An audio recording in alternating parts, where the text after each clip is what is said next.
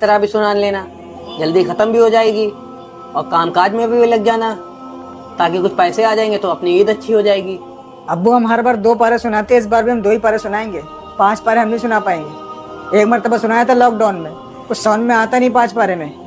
क्या समझ में नहीं आता? सारी दुनिया सुन रही है, सैकड़ों हाफिज सुना रहे हैं और तुम कह रहे हो समझ में नहीं आता। अब्बू हम मानते हैं सारी दुनिया सुन रही है, सैकड़ों लोग सुना रहे हैं, लेकिन अब्बू तरीका सही नहीं है। कम से कम 1 पारा सुनना चाहिए। हम तो फिर भी अब्बू 2 पारे सुनाते हैं। अब्बू कुरान को समझ में नहीं आता है। अबे मनहूस, तुझे होश भी है? तू क्या बोल रहा है? हाँ, एक खुद हाफिज होकर दूसरे हाफिज के खिलाफ बोल रहा है। हाँ हम हैं मनहूस अब्बू। मनहूस नहीं, हमको गाली भी दे ली है, मार भी लीजिए, लेकिन अब्बू माफ करिए, हम सुनाएंगे सिर्फ 2 ही पारे या उससे कम सुनाएंगे। 5 पारे नहीं सुना पाएंगे। हम खुद एक हाफिज होकर के अब्बू इस बात की गवाही दे रहे कि कुरान कुछ नहीं समझ में आता है।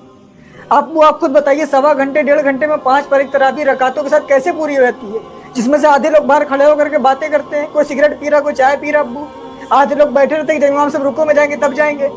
हम जानते हैं ना अब्बू की किस तरीके से तरावी पढ़ी जाती है। अब्बू कुरान को उसकी अदायगी के साथ ना पढ़ना, कुरान लानत भेजता है, तरावी पढ़ने वाले पर भी, तरावी सुनने वाले पर भी, जो सुना रहा है उस पर भी, जो सुन रहा है उस पर भी। हम अब्बू आपकी गाली खा लेंगे, मार खा लेंगे, लेकिन कुरान की लानत नहीं लेंगे अपने ऊपर।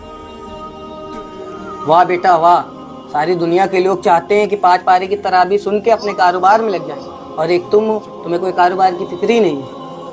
अब्बू हम मानते हैं कि कारोबार ज़रूरी है, लेकिन अब्बू आपको सोचिए, साल में एक बार रमज़ान आता है।